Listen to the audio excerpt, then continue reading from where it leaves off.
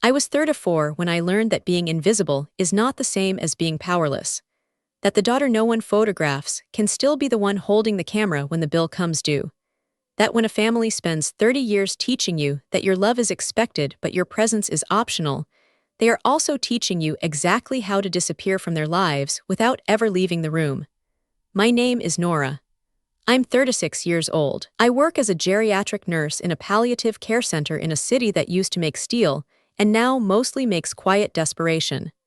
I spend my days turning patients to prevent bed sores, administering morphine in doses measured to the decimal, and holding the hands of people who are forgetting their own children's names.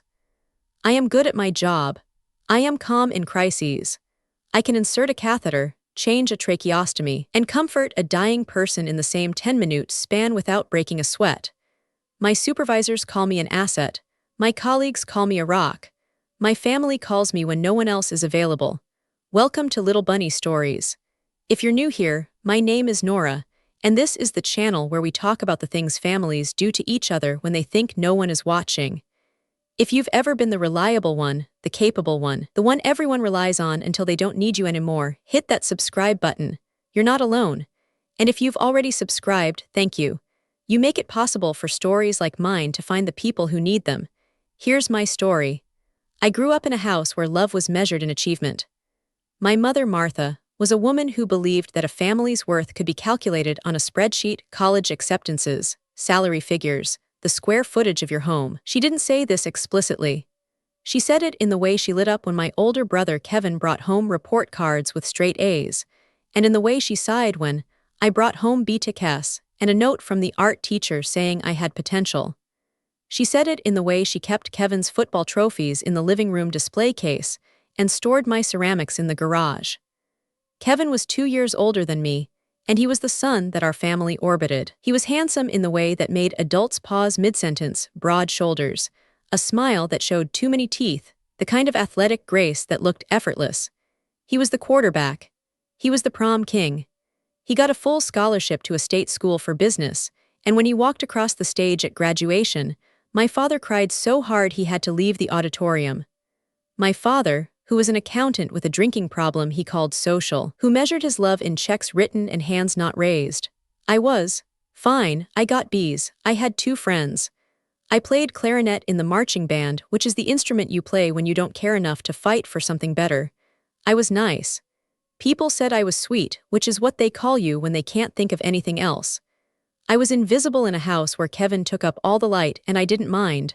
I had books. I had a diary with a lock that Kevin picked open when he was bored, read aloud at dinner, and then put back like nothing happened.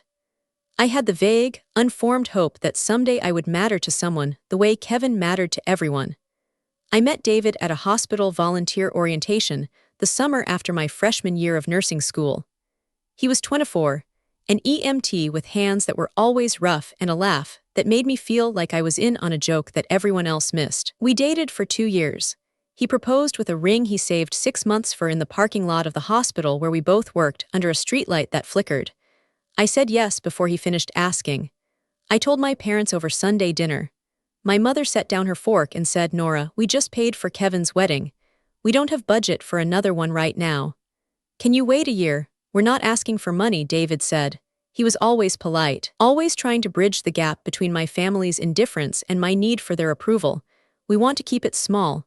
Courthouse, dinner after." Small, my father repeated like the word tasted bad. Kevin had 200 people. The Hendersons still talk about it. "Kevin is Kevin," I said.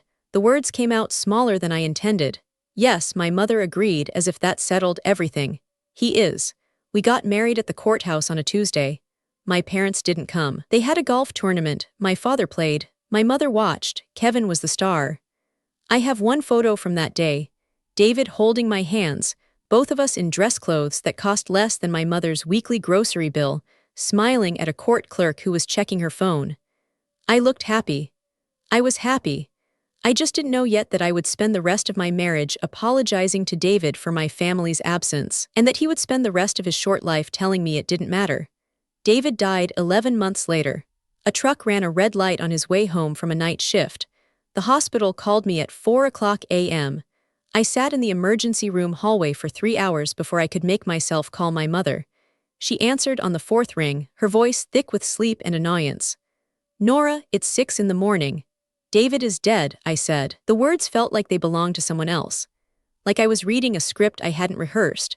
There was a pause. Then, oh honey, I'm so sorry. When is the funeral? Saturday, I said. Another pause. Longer this time, Saturday. Oh, Kevin has that golf tournament in Augusta. It's important for his career. Networking, you understand. I understand, I said. And I did. I understood perfectly. I understood that my husband's death was less important than my brother's golf score. I understood that I had been training for this moment my entire life. The moment when my pain would be measured against Kevin's convenience and found wanting. They sent flowers. White lilies. The card said, thinking of you. Love, Mom and Dad. Kevin sent a text, so sorry babe, sending love. Can't make it tournament, you know how it is. I buried my husband alone. Well, not alone, David's mother was there, his sister, 2 of his EMT friends who cried harder than I did. But on my side of the church, there was an empty pew where my family should have been. I stared at it during the service. I stared at it during the burial. I stared at it until my eyes dried out and I realized that emptiness was not an absence. It was a presence. It was the shape of my family's love, finally made visible. I didn't speak to my parents for 2 years after that, not out of anger, out of exhaustion, out of the realization that continuing to knock on a door that never opened was just another way of bruising my own knuckles. I moved to a different city. I took the job at the palliative care center. I learned to measure morphine in milligrams and grief in years. I made friends with other nurses who understood that dark humor was not cruelty but survival. I dated occasionally, a doctor who talked about himself for 3 hours, a teacher who was still in love with his ex-wife but never seriously. David had been my serious. I wasn't sure I had another one in me. My mother called first, not to apologize, to ask. Your father isn't well, she said. It was a Thursday. I was between shifts, eating cereal over the sink because I was too tired to sit down. He's had a stroke, massive. The doctors say he needs full-time care. At home, he doesn't want a facility. I'm sorry to hear that, I said. My voice was steady, professional, the same tone I used when telling families that their loved one had entered the final stage. I hope he recovers. Nora, my mother's voice cracked. The first crack I'd heard since David's funeral when she'd said Saturday like it was a weather forecast. Kevin can't do this. He says it's too much stress. His therapist says he needs to prioritize his mental health. His wife, they're separated now, she says he's fragile, and I'm not strong enough, I can't lift him, I can't do this alone. I waited, I knew what was coming. I'd known since I was 6 years old and my mother asked me to stop reading so I could help Kevin with his science project, a project he got an A on while I got a C for the homework I never finished. You're a nurse, my mother said. You know how to do these things. You always were the strong one, the capable one, the one who takes care of people. Please, Nora, I'm begging you, come home. Just until he's stable. Just until we figure something out. I should have said no. I should have said that I had a life, a job, an apartment with a lease and a plant that needed watering. I should have said that Kevin was the golden son, that he had taken everything, their money, their attention, their pride, and that it was his turn to take this too. But I said yes. Because I was third of 4, and I was still the daughter who believed that if I just proved myself useful enough, they would finally see me. Because I was still the girl who cleaned Kevin's room so he could play video games, hoping my mother would notice and say thank you. Because I was still trying to earn love that had never been for sale. I moved back into my childhood bedroom 3 days later. The same room with the same wallpaper, faded roses, peeling at the corners that I'd stared at during sleepless nights as a teenager. I put my scrubs in the closet where I'd kept my marching band uniform. I set up a hospital bed in the living room where we'd opened Christmas presents, where Kevin had always gotten the biggest box and I'd learned to act grateful for socks. My father was unrecognizable. The stroke had taken his left side, his speech, and most of his dignity. He was 62, but he looked 80. He drooled, he soiled himself. He stared at me with eyes that were still sharp enough to be angry, even if his mouth could no longer form the words to express it. I cared for him with the same efficiency I brought to my job. I turned him every 2 hours to prevent bedsores. I administered his medications on schedule, charting doses in a notebook I kept in my nursing bag. I changed his catheter, cleaned his wounds, fed him through a tube when he could no longer swallow solid food. I did it all without complaint, without emotion, without the warmth that families expect from daughters but rarely earn from parents. My mother noticed. Of course she noticed. Can't you be a little gentler? She asked one night 3 months in. We were in the kitchen, washing dishes after I'd fed my father his liquid dinner. He looks at you like you're a stranger. I am a stranger, I said. I didn't look up from the plate I was scrubbing. You made sure of that. That's not fair, she said. Her voice had that quiver it got when she was about to cry, the same quiver she'd used when Kevin didn't make the championship game, when she'd sat at the kitchen table and wept like it was a tragedy. We did our best. We loved you both, Kevin needed more. He was sensitive. You were always so capable, so independent. We knew you'd be fine. Yes, I said. I was fine, I am fine. And now I'm here doing what no one else will do, and you're asking me to smile while I do it. She didn't have an answer for that. She never did. She left the kitchen and I finished the dishes, and the next morning I changed my father's diaper with the same clinical detachment I'd used the day before. I was not cruel. I was not neglectful. I was simply absent in my presence, the way they had been. Kevin called once a month. He sent flowers, expensive arrangements that my mother displayed on the dining table and that I threw out when they wilted because she forgot. He sent texts. You're a saint, Nor. I don't know how you do it. I'd lose my mind. Thank God for you. He never asked what I needed. He never offered to come. He never sent money. I didn't ask for any of those things. I was too busy documenting. Every hour I worked, I recorded. Every medication administered. Every wound dressed. Every sleepless night. Every missed shift at my real job. I kept receipts for medical supplies I purchased with my own money. I kept a log of the hours I spent lifting, cleaning, comforting, managing. I kept notes on the conversations I had with my mother, her complaints about Kevin not calling, her memories of his childhood achievements, her silence when I mentioned my own. I didn't know what I was building yet. I just knew that after 3 to 4 years of being invisible, I was finally collecting evidence that I existed. 18 months. That's how long I lived in that house. 18 months of turning my father like a piece of meat on a grill, of listening to my mother cry about Kevin's divorce, of eating dinner at 10 p.m. over the sink because it was the only time I had to myself. 18 months of watching my father fade, not dramatically, not cinematically, but slowly, like a photograph left in the sun. He lost weight. He lost words. He lost the ability to do anything but stare at the ceiling and wait for the next indignity. And then on a Tuesday in March, Kevin came home. He looked different. Smaller somehow, despite still being broad-shouldered and handsome. His marriage had ended. She didn't understand my needs. He told my mother over coffee I made for them while I was supposed to be napping between shifts. His business ventures had failed. The market wasn't ready for my vision. He was in debt. Serious debt. Credit cards, a second mortgage on his condo, a car lease he couldn't afford. But he was smiling. That same smile from high school, from his wedding, from every Christmas morning when he opened the biggest present and I pretended not to care. Mom, he said, after 2 days of visiting, after eating the meals I cooked and sleeping in the room I'd cleaned. I've been thinking, Dad's not getting better, and this house, it's too much for you, for both of you. I've been looking at the market and we could get a great price. Use the money to put Dad in a really nice facility, get Mom an apartment somewhere safe, and maybe help me get back on my feet. Just a loan, against my inheritance. My mother looked at him with the same expression she'd worn at his graduation, pride mixed with something like worship. Oh, Kevin, that's so thoughtful. You always were the one with the head for business. I was standing in the doorway. I had been coming to check my father's pulse, to record his afternoon vitals. I stood there with my stethoscope around my neck and my notebook in my hand, and I felt something I hadn't expected. Not anger, not hurt. A strange, cold clarity, like a fever breaking. Kevin, I said. My voice was steady, professional. Can I talk to you in the kitchen? He followed me, still smiling, still confident that the world would bend the way it always had. My mother stayed in the living room, holding my father's hand, already planning the apartment she would move to, the cruises she would take, the son she would finally have close by. I opened a drawer. I pulled out a folder, thick, organized, labeled in my neat nursing handwriting. I placed it on the kitchen table, the same table where I'd done homework, where I'd eaten cereal, where my mother had told me my father was disappointed in my career choice. What's this? Kevin asked, still smiling, but the smile was starting to fray at the edges. This, I said, is a bill. I opened the folder. Inside were 18 months of documentation. Every hour of care, calculated at market rate for private geriatric nursing. Every medication purchased out of pocket. Every supply, every missed shift at my job, every night of sleep lost. I had calculated interest.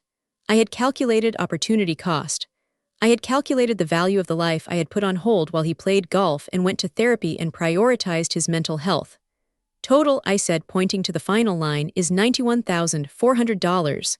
That's approximately the appraised value of this house. If you want to sell it, Kevin, that's fine. But the bill gets paid first. Or, I paused, letting the silence stretch. You can stay, you can move in. You can do what I've been doing for the last year and a half, the lifting, the cleaning, the administering, the sitting up at night wondering if he's still breathing. And I'll pay you, market rate, same as I've calculated here. Kevin stared at the folder, then at me, then back at the folder. This is insane, he said. His voice had gone high, the way it did when he was losing a game, when things weren't going his way.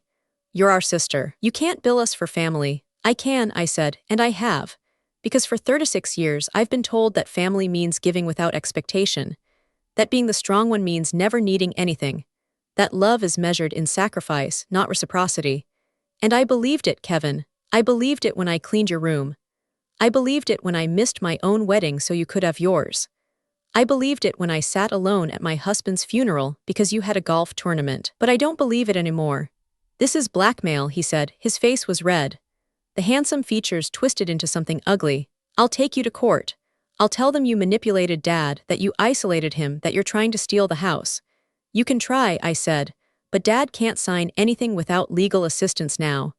His power of attorney was transferred to me 6 months ago when Mom realized she couldn't handle the paperwork and the legal assistance. I smiled. It was not a nice smile. It was the smile of a woman who had finally learned to use the invisibility her family had forced on her as camouflage. The legal assistance is me. I've been handling everything. Every document, every decision, every signature. I know this house's title. I know it's Leon's. I know exactly what you can and cannot do. He stood up. The chair scraped against the linoleum. You're a monster, he said. No, I said. I'm a nurse. I'm a daughter. I'm the person who showed up when no one else would. And I'm done being invisible. I didn't keep the house. That was the thing Kevin never understood, the thing my mother couldn't comprehend when I explained it to her the next morning. I didn't want the money. I didn't want the property. I didn't want their gratitude or their apology or their sudden, desperate attention.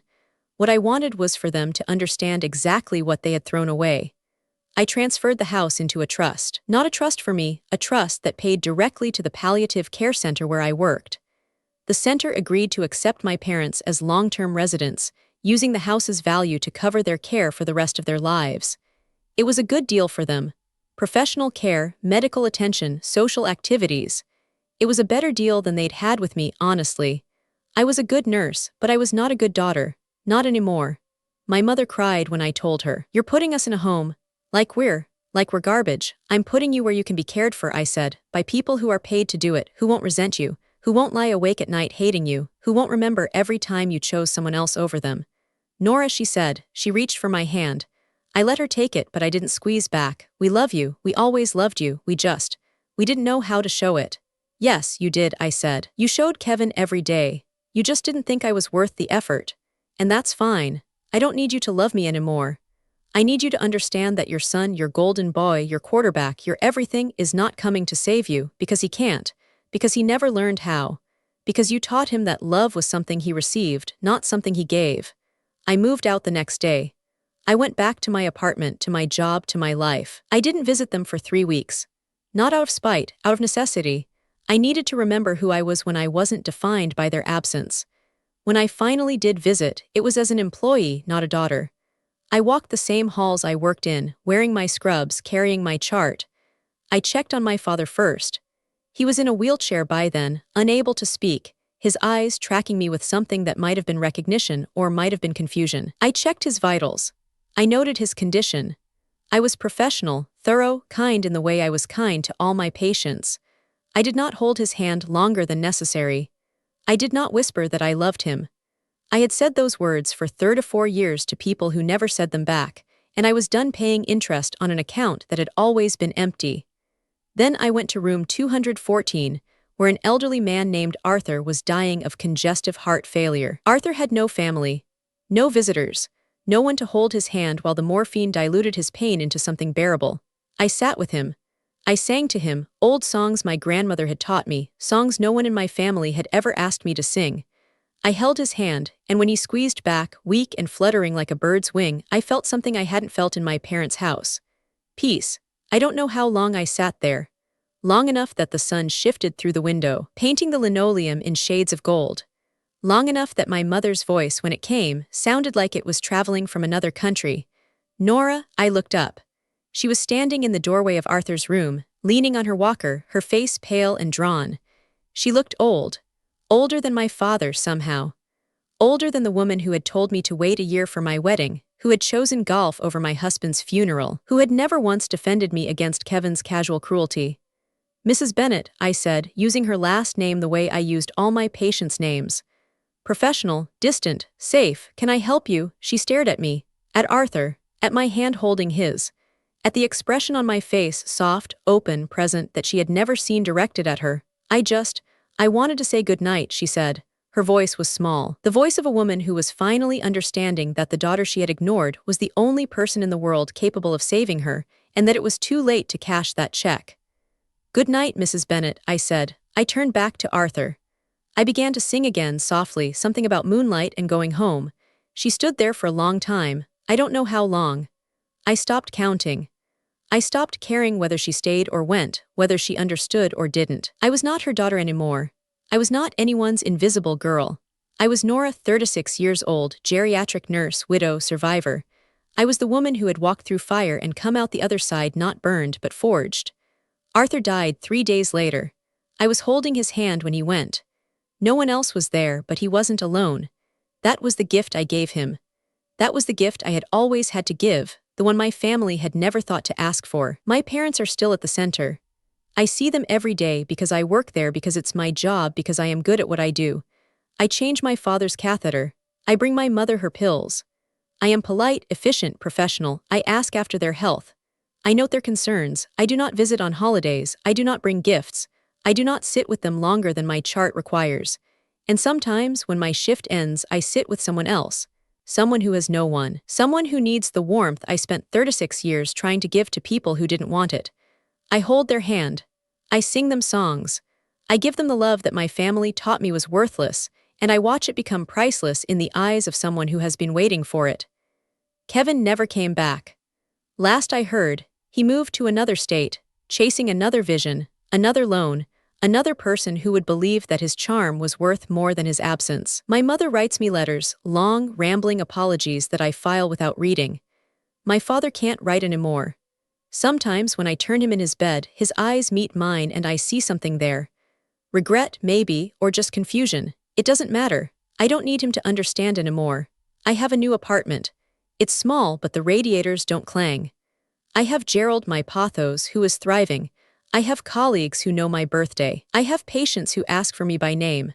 I have a life that is mine, built on the wreckage of a family that never saw me, and I am finally, completely, irrevocably visible.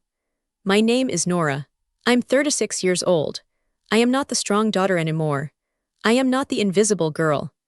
I am just a woman who learned that the only way to survive a family that takes everything is to stop giving them the power to take anything at all. If you've ever been the one who stayed while everyone else left, the one who gave while everyone else took, the one who was told you were fine because no one could be bothered to ask if you were happy, this one's for you. You don't have to keep paying for love that was never a loan. You don't have to keep proving your worth to people who never had the currency to buy it in the first place. The only person who gets to decide your value is you. And the day you start believing that is the day you stop being invisible. I'm Nora. I'm 36. And I'll see you in the next story.